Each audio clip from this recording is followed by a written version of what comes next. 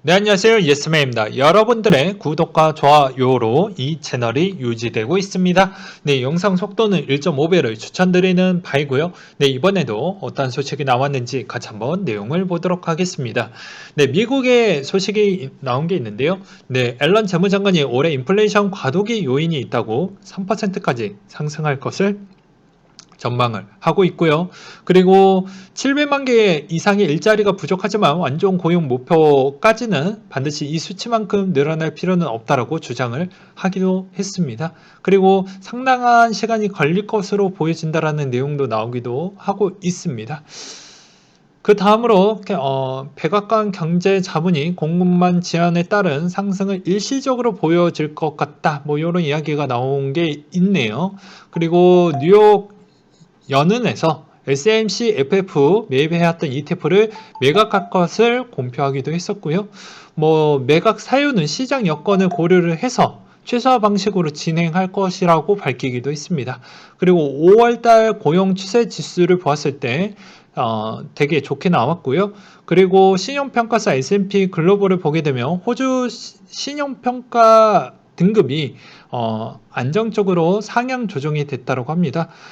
이번에 팬데믹에 억제를 잘했고 경제적 피해를 줄였고 회복이 빠를 것으로 보여진다고 해서 S&P가 좀 높게 평가를 했다라는 점과 중국의 5월달 수출 예상치가 증가했다라는 내용이 있었고요. 그리고 5월 외환보유액 예상치가 증가했다라고 합니다. 그리고 환율 추이를 보게 되면 달러 인덱스 추이가 89.95달러를 기록을 했는데 앨런 미 재무장관의 금리 인상 발언이 소화된 가운데 5월 비농업 고용 지표가 예상보다 낮은 수치가 나와 줌으로써 하락 마감을 보여주었다고 합니다. 이번 앨런의 금리 인상 발언으로 인해서 그만큼 한 템포 더 코인 시장이 좀 눌러버리는 그런 좀 쓰디쓴 부분이 좀 이루어졌고요. 그게 좀 안타깝다라고 생각도 들기도 합니다. 아무튼 6, 7, 8 별로 좋지 않은 소식이 연달아 많이 나올 것으로 보이기 때문에 그때그때마다 여러분들은 현명한 선택을 잘 하셨으면 좋겠다라는 생각이 들고요. 그리고 금 가격 추이를 보게 되면 고용지표 부진에 따른 약세가 소폭으로 상승을 했지만 온수당 1,900달러를 하이한 채로 마감을 했다라고 합니다. 네, 그 다음으로 코인에 대한 소식을 한번 보도록 하겠는데요. 미 당국 콜로니얼 파이프라인 지불의 랜섬웨어 몸값이 64.7 비트코인을 회수를 했다. 원래 지불할 게 75 비트코인이었는데 그 중에 이 정도를 회수했다라고 합니다.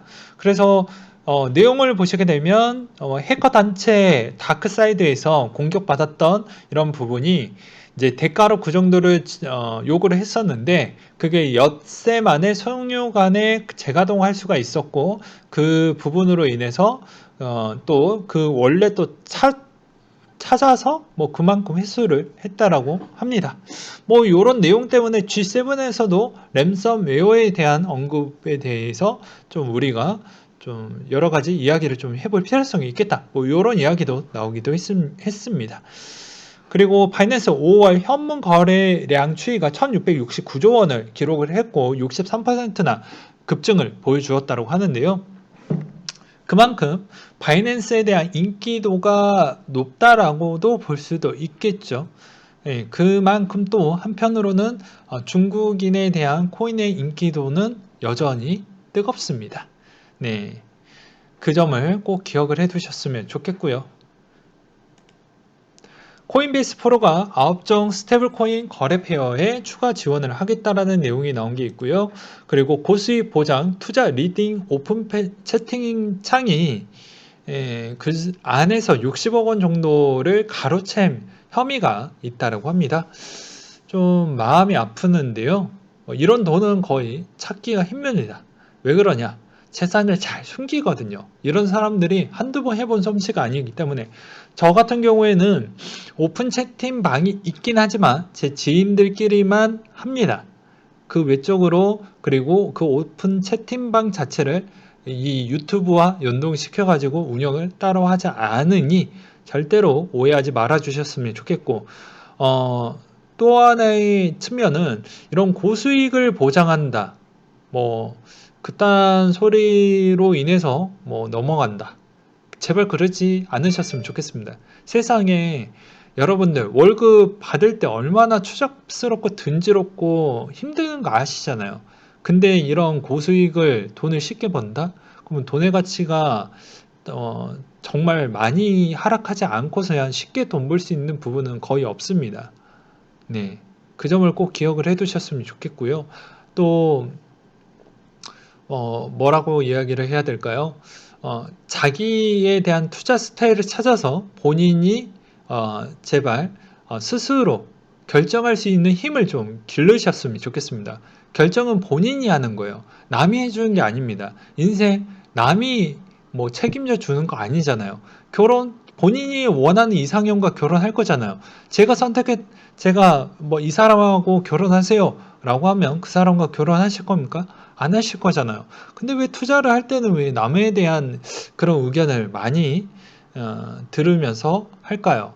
그러니까 많이 듣는 건 좋아요. 그렇지만 결정은 이런 내용도 들어보고 저런 내용도 들어보고 어떻게 보면 달콤한 내용도 들어보고 약간 쓰디쓴 내용도 좀 들어봐야지 좀 현명하게 좀 지혜롭게 이렇게 판단과 결정을 잘 낼 수가 있는데 달콤한 말만 듣다 보면 수익하고 전혀 연관되지 않습니다.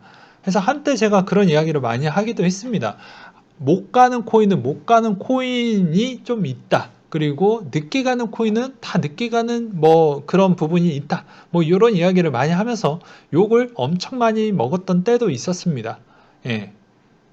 그렇기 때문에 뭐 다 이거는 투자 스타일이 다 제각각 다르기도 하고 그렇지만 결과론적으로 보았을 때 누군가는 더 큰 수익을 많이 갔던 사람이 뭐 당연히 그럴 수가 있고 투자도 뭐 고수익, 중수익, 저수익 이런 형태가 있거든요. 수익도 다방적으로 이렇게 수익만 낮아 있으신 분들이 있어요. 근데 그 수익 자체가 다 여러 가지에 있는 형태로 본인이 선택을 해서 그 정도에 대한 수익을 냈기 때문에 이런 수익 부분에 대해서도 딱 명확성 있게 뭐 이 정도가 나온다, 이 정도 내가 잘한다 이렇게 보기에는 좀 어렵습니다. 그래서 결과론적으로는 일정 기간이 좀 지나야 이 친구가 정말 잘하는 거구나, 이 친구가 정말 운영 하나는 뭐 추세적으로는 좀 잘하는 거구나 이렇게는 좀 알 수는 있겠죠. 연 단위로 좀 끊어서요. 그렇게도 좀 보셨으면 좋겠습니다. 무조건 찬양하는 거는 전 별로 좋아하지 않아요. 제 스타일하고도 안 맞고요. 그래서 구독자가 별로 잘 안 느는 것 같아요. 저도 그렇게 할 수도 있죠. 예, 근데 굳이 그렇게 하고 싶진 않습니다. 그리고 캐나다 자산 운용사 퍼버스 운용 ETF 비트코인 이더를 추가 매입했다라는 소식이 나온 게 있었고요. 자, 여기에서도 보유량이 19,500개, 그리고 전일 대비 약 101개가 증가를 했다. 그리고 이더리움 부분도 54,520개 정도로 해서 약 574개 증가를 했다라는 점이 좀 눈에 들어왔습니다. 그리고 크립토 공포 탕욕 지수가 극단적 공포를 보여주고 있는데 뭐 그럴 수밖에 없죠. 네, 그럴 수밖에 없습니다. 누가 봐도 6월달 가장 저렴한 시기대로 흘러가고 있기 때문에 6월 중에 가장 최저점을 제가 봐도 아마 그렇게 그려지지 않을까 싶습니다. 그러니 6월달에 정말 여기에서 나는 한번 베팅을 좀 해보고 싶다. 공격적인 베팅을 좀 해보고 싶다. 뭐 이러면 뭐 저는 뭐 말리지는 않겠습니다. 아까도 이야기했듯이 결정은 본인이 하셨으면 좋겠고요. 분석가 미 기관 투자자 2월 말부터 비트코인 수요 둔화의 추세가 좀 있었다 라는 이야기가 있었습니다. 이제 트위터에서 2월 말부터 코인베이스에 이탈하기 시작했으나 트렌드가 반전했다며 1000 비트코인 이상 고래의 수가 감소 추세인 점도 잘 보여주고 있다. 뭐 이런 이야기가 있었습니다. 그리고 SEC 위원장이 암호화폐에 대한 지나친 규제, 혁신을 저해하게 될 것 같다. 이런 내용이 나왔는데요. 자, 이것도 되게 재밌습니다. 상원 의원이 앨런의 서신을 보내서 이런 투자자 보호 조치를 좀 했으면 좋겠다. 그리고 이 게리 갠슬러도 저번에도 이야기를 했어요. 이분이 청와대에 대한 본인의 입장을 다 했는데 이번에도 거의 비슷합니다. 지나친 규제는 좀 그렇다. 나는 그 정도까지는 태클을 걸고 싶지 않다. 뭐 이런 부분이 이번에도 다시 한번 이야기를 하는 부분이라고 볼 수가 있겠고요. 퀀텀의 창업자가 이준에 NFT 지원 기능을 출시하겠다라는 내용이 나오기도 했습니다. 그리고 SC제일은행이 7월 가상자산 주제 세미나를 개최하고 은행에서 첫 번째로 시도한다라고 하는데 뭐 가장 큰 은행이죠. 뭐 국내에 있는 SC제일은행만 생각하면 안 됩니다. 그리고 홍콩의 금융감독국에서 홍콩의 디지털 달러 발행을 검토하겠다. 뭐 중국이 하면 홍콩하고 연결이 되어져 있으니 뭐 당연하겠죠. 네, 근데 9월 달에 과연 중국과 홍콩 간에 대한 또 문제가 엄청나게 커질 것으로 보여지기 때문에 그게 어떻게 풀릴지도 좀 코인에 미치는 영향이 있을 것으로 보여지고요. 세계경제포럼 규제당국의 디파이 이해도 제고를 위해서 백서가 발간이 됐다고 합니다. 그리고 그 다음으로 이 내용 중요하겠죠. 6월에 지옥의 일정을 공유하면서 설명을 드리겠다. 레벨이 85네요. 네, 85이신 분이 올려주셨던 내용인데요. 한국의 옵션 만기일 부분을 또 이렇게 해가지고 올려놨던 부분이 있었으니 이 점도 참고하셨으면 좋겠고요. 그러니까 한 6월 중순 정도가 되겠네요. 그리고 6월의 주요 일정을 한번 보게 되면 G7 정상회담, 그 다음으로 FOMC 부분이 또 붙어져 있고 마지막에 G20 재무장관회의가 있네요. 그래서 아무래도 힘들지 않을까. 6월에는 좀 힘들지 않을까. 보면 이제 물가지수 발표하고 G7 정상회담에서 안 좋은 이야기 했죠. 그리고 FOMC 회의에서는 6월 달에 별로 좋은 내용은 안 나옵니다. 네. 거의 다 그렇게 좀 증권가들이 그렇게 이야기를 하고 있고 저도 그런 형태로 보고 있어요. 가장 중요한 건 8월 달에 뭐 좋은 이야기보다는 중요한 이야기가 제일 많이 나오기 때문에 그 점도 중요할 것 같고요. 그리고 내 마녀의 날, 그리고 G20 재무장관 회의 부분이 있다라는 일정을 꼭 기억을 해두셨으면 좋겠고, 비트코인 투자에 3,200억 원 손실본 미국의 상장사 빚내서 더 사겠다. 그 주인공은 마이크로스트래티지라고 하는데요. 뭐 더 안 살 수가 없죠. 이미 시총과 거의 유사한 수준이고 이것을 회사채로 해서 산다라고 했으니 여기에 승부를 걸었습니다. 이제 더 이상 빠꾸를 할 수가 없어요. 그 다음으로 XRP-L상 데이비드 슈아츠가 뭐 의견이 뭐 나온 게 있는데요. 한번 이 5가지를 한번 보도록 하겠습니다. 자, 최소 2개의 XRP-L 사이에 가교 역할을 하는 프로그램인데 예를 들어 메인넷과 또 다른 사이드체인 간의 이러한 개념은 사이드체인의 그 원장간 전송을 소유하고 있으며 이러한 시스템이 XRP와 발행된 토큰들 사이에서 서로 체인 간 이동할 수 있다는 뜻이다.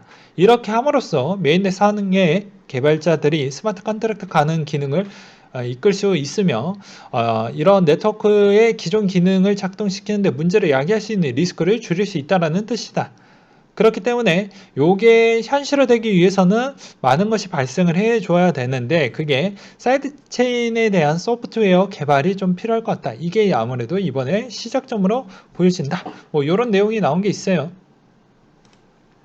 그리고 미국의 퇴직연금 서비스에서 50여 개 암호화폐 퇴직연금 투자 지원을 하겠다라는 내용이 나온 게 있었습니다. 그래서 요 50여 종에서 얼마나 투자할 거냐가 중요하겠죠. 매번 이야기를 했습니다. 투자는 할 수밖에 없는 실정이라고 했어요. 왜냐하면 지금의 연금의 상품이 수익률이 그만큼 드라마틱하게 나올 수 있을 만한 그런 부분이 별로 없다라고도 이야기를 했습니다. 그러다 보니까 암호화폐는 필수로 해당에 있는 점유율은 낮겠지만 그래도 할 수밖에 없다라고도 제 블로그에서도 써놓기도 했었죠. 그게 이제 5% 정도로 분배를 해서 더 키웠네요. 그렇기 때문에 더 계속해서 더 키울 것입니다. 네, 그렇게 보시면 될 것 같고, 체인 파트너스 디파이 서비스 연구 자료를 무료로 공개한다라는 내용이 있어요. 뭐 컴파운드, 유니스왑, 스시 뭐 등등 여러 가지가 있으니 참고하셨으면 좋겠고요. 무료니까요. 암호화폐 투자사 4명 중 1명 디파이 경험해봤다. 최외 서비스는 이자 농사이다.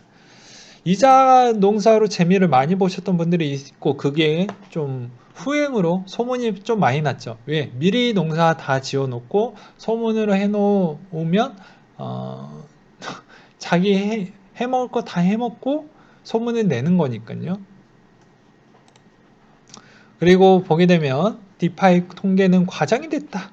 뭐 이런 내용이 나왔는데, 요것은 저는 간단하게 이렇게 설명이 됩니다. 대출을 한 번만 받은 게 아니죠.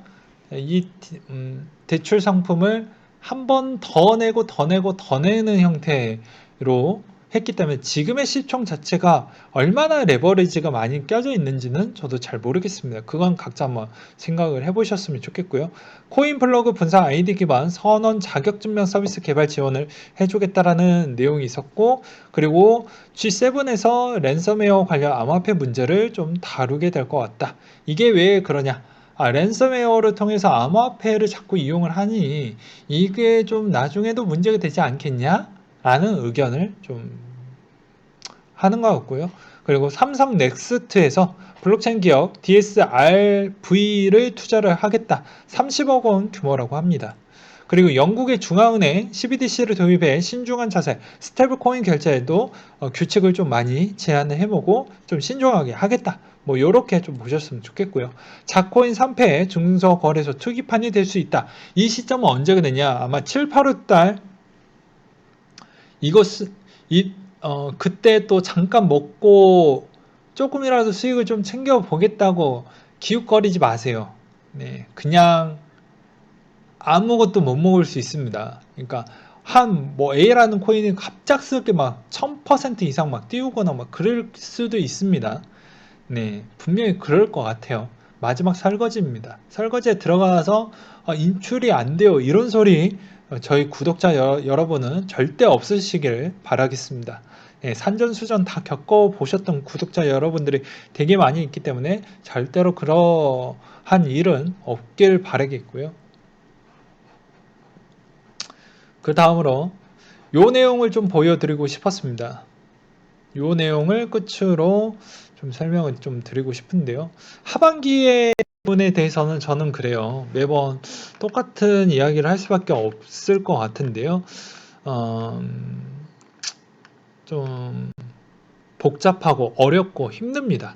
누가 수익을 내는 코린이도 수익을 내는 시즌은 이미 끝났고 하반기부터는 좀 어렵습니다. 그러니까 수익을 못 내는 게 아니라 낼 수는 있지만 수익률을 좀 낮게 잡고 어떻게 보면 최대한 내 물렸던 만약에 그러신 분들이 꽤 있으면 이번에 어떻게 해서든 전략적으로 해서 어느 정도 수준 회복을 했으면 나가는 전략도 끊어 주셔야 됩니다. 이게 또 어차피 확정적인 건 내년에 테이퍼링 하는 건 사실입니다. 네, 내년 중에 하는 거. 그럼 코인 박살 나겠죠. 네, 그렇기 때문에 웬만하면 올해 손실 부분이 만약에 크다라고 하면 손실비를 어느 정도 선에서 끊어치기를 할 것이냐가 첫 번째가 될 것 같고요. 손실이 났던 분들은. 그리고 웬만하면 50% 이상 나셨던 분들은 만약에 이 테이퍼링 이 시점에가 넘어가면 최고점에, 특히 또 최고점에 사셨던 분들은 아무래도 이 시점에서 지금 대비해서 못해도 한 뭐 80% 이상 또 마이너스가 낼 수 있는 그런 시점이기 때문에 멘탈이 상당히 중요할 것 같습니다. 하락도 여러 가지 하락이 있죠. 하락률이 적으신 분, 아니면 하락률이 중간이신 분, 하락률이 높으신 분, 이렇게 있는데 그걸 다 설명 못 드리니까 그냥 임팩트 있게 이렇게 짧게 정리를 해서 설명을 드리는 거예요. 그렇기 때문에 정리를 드리면 최대한 하락폭이 적었던 분들은 웬만하면 더 적게 내서 짧게 먹는 형태로 나오는 전략. 그래서 올 연말에 무조건 최대한 정리를 하는 전략으로 가셔야 됩니다. 무조건 그런 전략으로 가셔야 돼요. 저도 올해 거 장사는 올해 걸로 끝낼 겁니다. 그리고 내년 농사는 내년 거 기반으로 들어갈 거예요. 예, 그런 형태로 좀 보셨으면 좋겠고요. 두 번째로는 만약에 상승을 수익권이다. 수익권이신 분들도 거의 비슷합니다. 하반기 부분을 얼만큼 더 저렴하게 매집을 할 거냐. 수익률 기반이 중요하니까.